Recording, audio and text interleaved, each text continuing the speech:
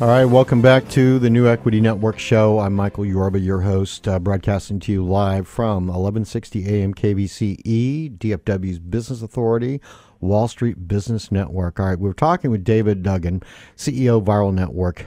And David, when we left off, we were talking about the social media side here, how you've developed that, how you actually get disruptive messages through third parties and drive, millions of people. I think you said something like about 26 million your influence of investors out there, right? Yeah, that's the total reach online that we can pull from, 26 million. Now we've got to take this and get it to a bottom line. We've got to turn that from knowing about it and being familiar with the company name to an action, and that's a process. And one of the next processes is building an email subscriber base. Am I connecting that dot correctly? Yeah, that's usually the end goal. If you want to quantify a report that we summarize on a monthly basis, we consider an email subscriber to be a conversion. So when you look at the entire sales funnel, someone who has the ability to see an ad on a side of a website or on social media sites, that counts as an impression. They've seen, or they got the ability to see your ad. But usually in the marketing world, people need to see your ads at least 4 to 10 times before they're comfortable enough or they're intrigued enough to take the next step. That's why it's important to have multiple variations of ads that are going out consistently in a variety of different formats so people see different content. So you've already done a lot of work to get people to take the first step. You've got to reach them 4 to 10 times. So this is how you initiate the whole sales funnel. People see it, and you see it enough before they actually take action. And then when they do click through and they want to find out more, if they're intrigued enough at the end of that, then they would convert and become an email subscriber, and then they get your future updates and news releases and whatnot. So yeah, it's definitely a whole funnel where you're pulling from a massive audience. Only a portion of those people are going to want to find out more, and even a smaller portion of those people who do come on a landing page are going to convert and become an email subscriber. So for sure, it's definitely an integrated process. You've got to have an effective message to get people to continually migrate into a position where they're actually turning into a client, a customer, or a shareholder. How do you migrate through that to keep that message moving the potential client, shareholder, investor in that right direction? That's can't be an easy answer. No, not at all. And that's part of the issue that a lot of public companies are facing right now is unfortunately the normal course of action is to have a general website that has pretty much every bit of content or facts that you can think of spread out in a very random type way. We're all assuming the average investor is going to figure everything out on their own, take action on their own, and then everything is just going to be great. But unfortunately, it doesn't work that way. No. So there's got to be specific calls to action, and we've got to hand walk everyone through the entire process. So if you want to build an email list, don't just put an email subscription form hidden, in amongst your entire website. You've got to have a specific landing page that says directly, this is what we're looking for you to do. We'd like you to join our email list, and then explain to them why they should. You're going to get exclusive updates, direct sent news releases, and be a part of the community. So that's one of the first steps to building an email list is to make sure that you've got a specific call to action on a specific page designated to convert people. Get it. All right, and coming up with that message has got to be a real mind bender, because you never know what the public's going to buy from week to week.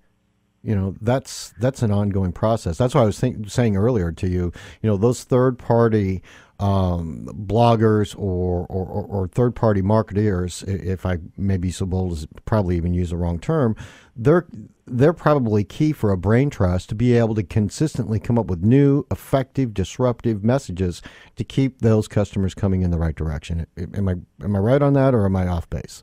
Oh yeah, for sure. I mean, the leeway that the third party people have is much greater than the public company and what they're able to say about themselves, and that's why you need to employ a combination of both strategies. Mm-hmm. And it's really fun for us to put an entire marketing plan together as the public company, and then do the performance-based IR system for that, but then also be able to get a little bit more creative with our viral stocks and VNN divisions, where we can actually talk about a little bit of opinion, and sometimes in those articles we'll interview someone else, who is maybe, on the financial side, who's potentially, a broker who's backing the story, or maybe it's an analyst.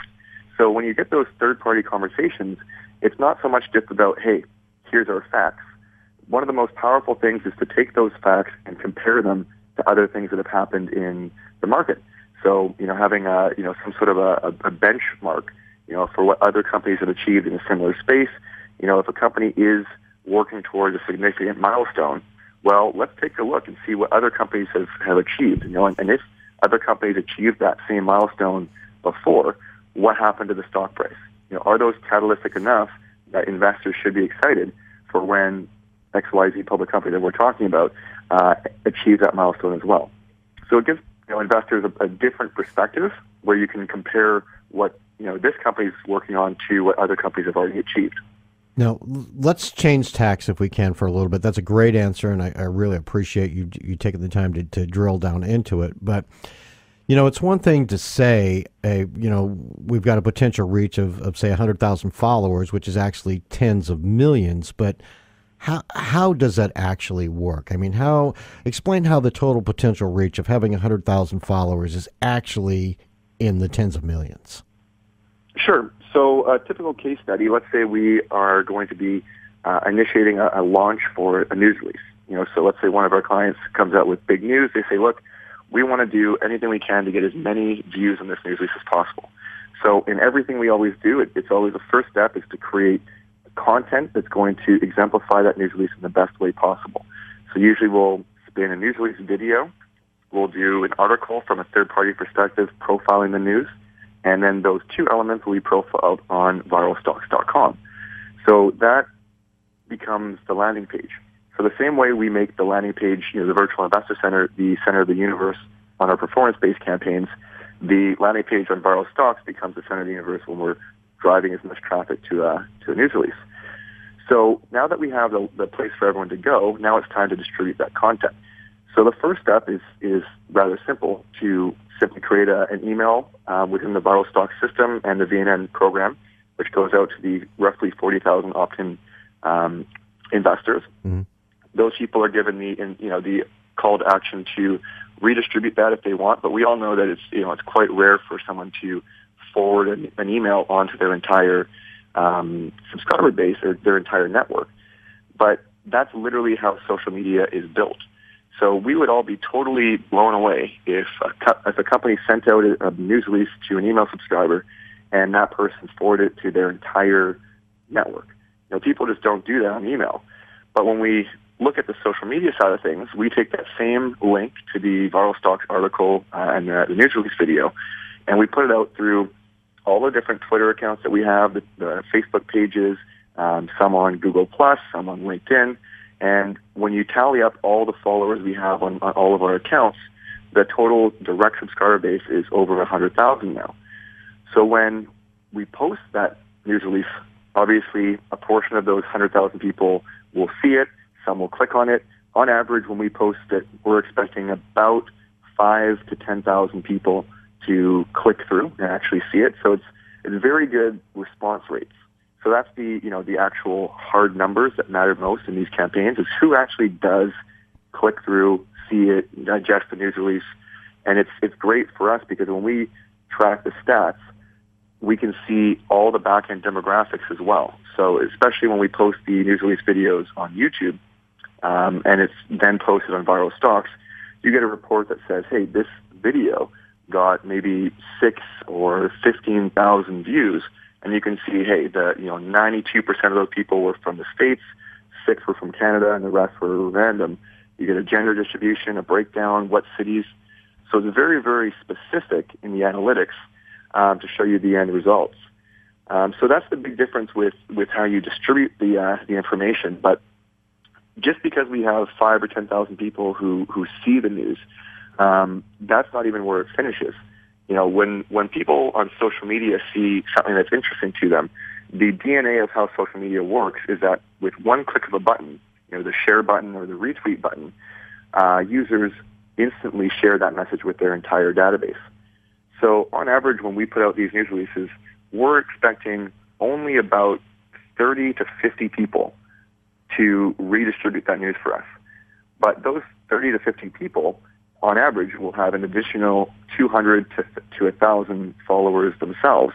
And because we've spent a lot of time networking with the most influential people online, in some cases, our followers have tens of thousands of followers themselves. David, so, I hate to interrupt you, but they're playing the music. We've got to close for today. You've been just amazingly interesting on the show. Thank you for being here.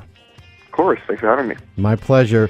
David Duggan, CEO of Viral Network, Inc.